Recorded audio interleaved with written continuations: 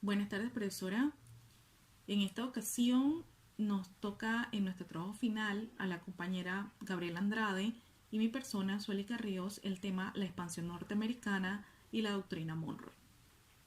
La doctrina Monroe es sin duda uno de los grandes temas de la historia de las relaciones internacionales del continente americano. Originalmente fue parte del mensaje anual del presidente norteamericano James Monroe al Congreso de los Estados Unidos el 2 de diciembre de 1823. Con el tiempo se convirtió en parte fundamental de la política exterior norteamericana. El mensaje articuló ideas ya bien establecidas en la política exterior de los Estados Unidos. La idea de separación geográfica, política, económica, social del nuevo mundo con respecto al viejo. Doctrina Monroe fue una política asumida, como le había dicho, en 1823 por los Estados Unidos, gobernado por el presidente James Monroe.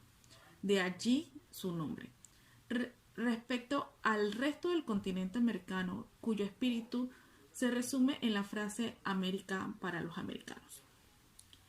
La doctrina Monroe es considerada cualquier intervención europea de los estados, de los destinos de los países americanos como un agravio directo a los Estados Unidos que emitirían una respuesta inmediata y contundente. Esta medida fue particularmente repercusión en la política internacional de la época, pues coincide con la lucha emancipatorias de numerosas y antiguas colonias europeas enfrentándose al colonialismo e imperialismo directamente y sirviendo de garante en las nacientes repúblicas norteamericanas. Su origen. Hay dos hechos históricos que son la causa inmediata de la proclamación de esta doctrina. La reciente independencia de todas las colonias de Portugal y España en Latinoamérica, con excepción de Cuba y Puerto Rico. Estados Unidos pretendía evitar que las grandes potencias europeas intentasen ocupar el vacío dejado por Lisboa, Madrid y Lisboa en estas colonias americanas, y que convirtiera todo en un interés europeo. La declaración de Rusia el 4 de septiembre de 1821, proclamando su soberanía sobre lo que se denominan la América noroccidental, esto es lo que hoy es el estado de Alaska. Sus efectos. La doctrina Monroe fue bien recibida en Inglaterra, que en plena expansión industrial buscaba acceso libre a los mercados de las nuevas repúblicas latinoamericanas y también por estas que veían en la declaración un gran frente de ingresos de los europeos expansionistas. En el momento de su proclamación, la doctrina Monroe era poco más que simples intenciones. En esos momentos, Estados Unidos carecía tanto de poder político como militar como para imponerla a la fuerza. Con la célebre frase de América para los americanos, la doctrina Monroe estipulaba como un asunto de importancia estratégica para los Estados Unidos el apoyo de la lucha independentista del resto del continente, considerando como una amenaza a su también recién adquirida soberanía cualquier afinamiento de poder imperial europeo en América. Este anuncio tuvo un efecto doble entre los intelectuales y políticos latinoamericanos, ya que por un lado agradecían el apoyo estadounidense en su lucha contra las potencias europeas de la Santa Alianza, pero por otro temían desde temprano las injerencias que dichas resoluciones le otorgaban a los Estados Unidos en las nacientes repúblicas.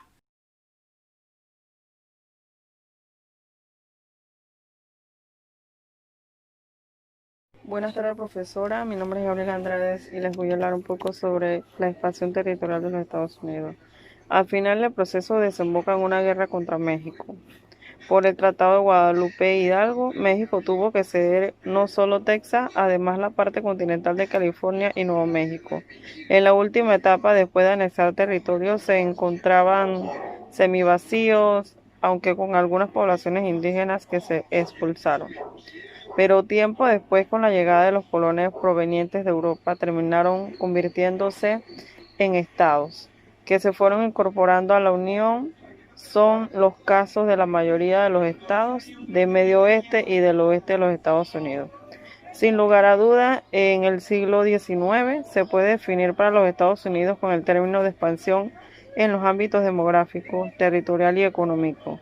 El crecimiento demográfico fue brusco, especialmente por la gran inmigración europea, además de por una alta natalidad debida a la juventud de la población norteamericana. Si en 1790 había 4 millones de habitantes, 40 años más tarde la población ascendía ya a 13 millones y a 40 en 1870. Al comienzo del siglo XX, Estados Unidos tenía 75 millones de habitantes. Expansión territorial. Al parecer, el ideal de la expansión territorial está siempre presente en la historia norteamericana. Al completar la conquista del oeste, los norteamericanos buscaran nuevas fronteras y fomentaran un interés imperialista. La expansión de los Estados Unidos hacia el oeste no fue algo planeado, sino fue algo que se hizo por la necesidad de más territorio para sus habitantes. Estrategia de expansión. Sin embargo, después se planteó un procedimiento para la expansión, el cual fue comprar territorio, como en los casos de Luisiana, comprada a los franceses en 1803, de Florida a España en 1819 y por fin de Alaska a los rusos en 1867. En la compra de Florida a España fue especial, ya que realmente fue ocupada previamente y se terminó por disimular dicha ocupación con la entrega de 5 millones de dólares a España. Luego de seguir de este proceso de expansión, se llegó a otra fase, la guerra. Fue el caso de Texas. En el territorio era conocido por los plantadores sudistas que buscaban nuevas tierras para sus plantaciones. Esto provocó una emigración y colonización de la población anglosajona. En 1835 esta población solicitó la incorporación a la Unión, pero no fue aceptada, ya que los estados del norte tenían que aceptar un estado esclavista tan grande. Al final, en el proceso desemboca en una guerra contra México. Por el Tratado de Guadalupe Hidalgo, México tuvo que ceder no solo Texas, además la parte continental de California y Nuevo México. En la última etapa, después de anexar territorio, se encontraban semivacíos, aunque con algunas poblaciones indígenas que se expulsaron, pero tiempo después, con la llegada de los colones provenientes de Europa, terminaron convirtiéndose en estados que se fueron incorporando a la Unión. Son los casos de la mayoría de los estados del Medio Oeste y del oeste de los Estados Unidos. El imperialismo norteamericano. Estados Unidos desarrolló una política imperialista orientada hacia el Caribe y el centro del sur continente americano. También comenzó a poner su punto de mira en el Pacífico con el objetivo de situar en sus islas bases navales para proteger sus rutas comerciales con Asia. En esta época se procede a la conquista de Hawái, Estados Unidos. No pretendió la conquista y colonización de los territorios, con algunas excepciones, tal y como lo hacían los imperialismos europeos japoneses. La guerra contra España en 1898 en Cuba y Filipinas supuso un hito fundamental en la historia del imperialismo de Estados Unidos. Estados Unidos ejerció una verdadera tutela sobre Cuba y Filipinas durante mucho tiempo e incorporó Puerto Rico a la Unión como Estado libre asociado. Después de la expansión, 10 años después de terminada la Guerra Civil, los Estados Unidos habían pasado de ser un país importador de maquinaria y capitales a exportador de los mismos. La red de ferrocarriles continuó su rápida expansión y a fin de siglo ya se habían construido 4 líneas férreas transcontinentales. La población se incrementó rápidamente y se produjo un proceso de concentración de capitales en un reducido grupo de magnates como J. P. Morgan. El ingreso definitivo de los Estados Unidos en el concierto mundial de las grandes potencias se produjo cuando, sin apenas esfuerzo, las tropas y la armada estadounidense derrotaron completamente al ejército colonial de una decadente potencia europea, España, en 1898.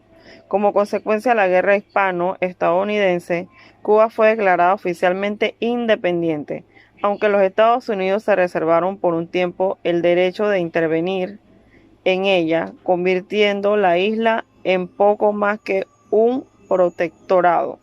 España hubo de ceder también las islas de Puerto Rico, Filipinas y Guam. Cesión Inglaterra 1818. El tratado fue firmado el 20 de octubre de 1818. Ratificaciones fueron intercambiadas en 30 de enero de 1819.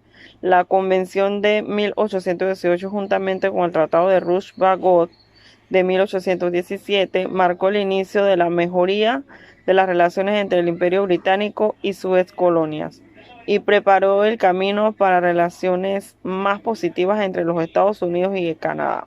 A pesar de la naturaleza relativamente amigable del contrato, sin embargo, resultó en una feroz lucha por el control de Oregon Country en las 2 décadas siguientes.